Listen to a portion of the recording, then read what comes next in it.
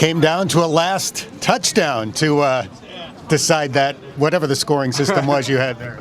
We were trying to find a way, Had the defense not fumbled the ball into the end zone on the very first one, it would have been a different situation, but all those things kind of add up. In some way, somehow, it comes down to a really tight ball game where we really wanted to put the pressure on a lot of younger guys, the Evans of the world, and see how they'd react and respond, and even with the weather. So we got a lot of things accomplished today, that's for sure.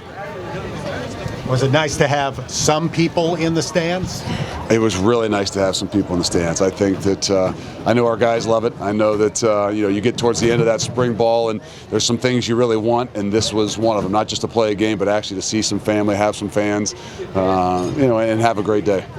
What was your overall thoughts at Dez's day? It looked like he missed on a couple balls early on, but then kind of found a rhythm late. He did, and I think that I think it's just all about getting into that rhythm, and maybe you're a little bit early on, What people forget to seeing from back where I was, the rush does affect those guys, and especially the quarterback in general. So I think early on, I think he maybe got a little bit of rush and didn't hit the things he wanted to hit, but kind of calmed down. We got a better protection, I think, up front, and I think they really settled into seeing what we want to see especially out of him this spring. Luke, we obviously know you love defense, and this team is built so much on what it does defensively. How excited are you about what you saw today defensively from this team?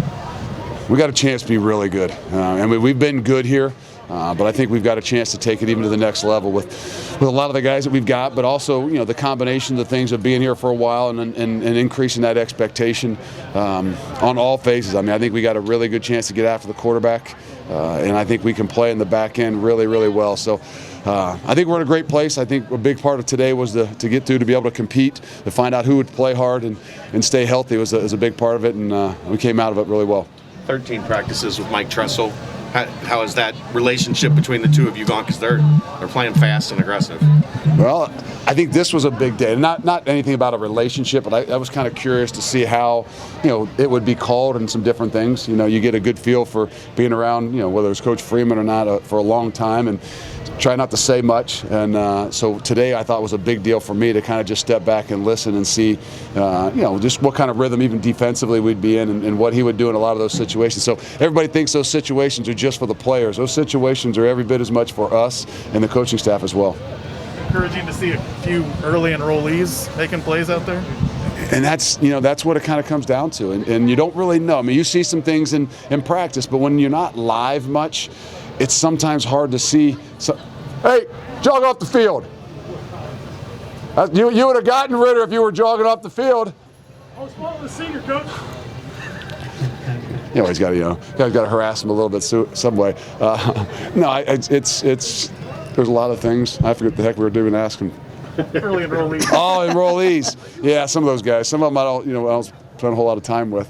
But the Will Pauldings of the world, to have a chance for those guys to go live, I think it becomes a little bit different. I know there's a lot of guys on the headsets I was hearing that, Jerome Ford wouldn't be down. We should be live. Easy, boys. I think we're in a good place right now. I don't know if we need to see a whole lot of some of those go live situations, but it's really, a new opportunity for especially the young guys to be in some live situations. Ryan Royer earned himself some first-team reps moving forward.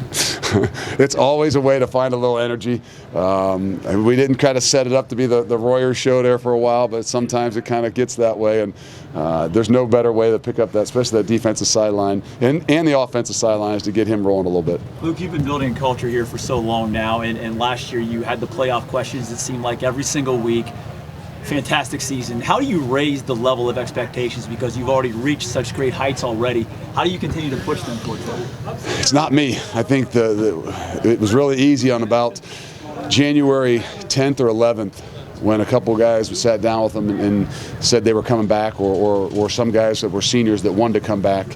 They completely changed what an expectation is. And I don't just mean winning. I mean an expectation for what you want to do and how you want to do it. And for those guys to be able to come back and want to be a part of it, not just to win a championship, but to be a part of knowing it's making them better and kind of that unfinished business, they set the tempo, they set the tone, they raised the level for us as coaches as much as anything. And I challenged them at the end there that, we ended the season as a top 10 team.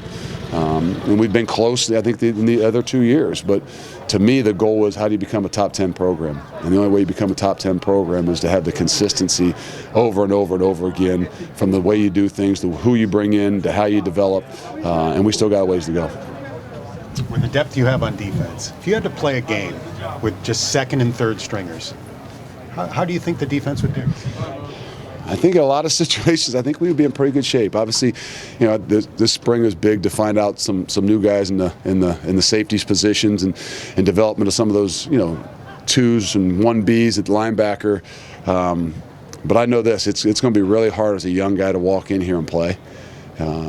Just because of what these guys have done and how they've developed, and that's what you've always wanted. And I think we're in that position. So for a lot of guys to walk in here, especially, I think right now defensively, to even be able to find a way to get some reps, you're going to have to really work your butt off, and we got to continue that. As you guys break camp, just what's the message to the guys going into the summer? Well, we haven't broke just yet, and I think that's why we kind of do it. We want to have a big day like this, and then have the ability to, come back and have 2 more practices where you just aren't washing that scrimmage out.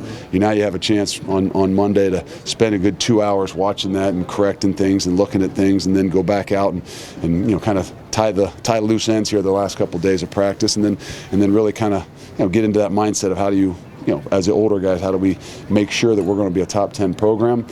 Well, it's a lot of things you do, and it's not on the football field.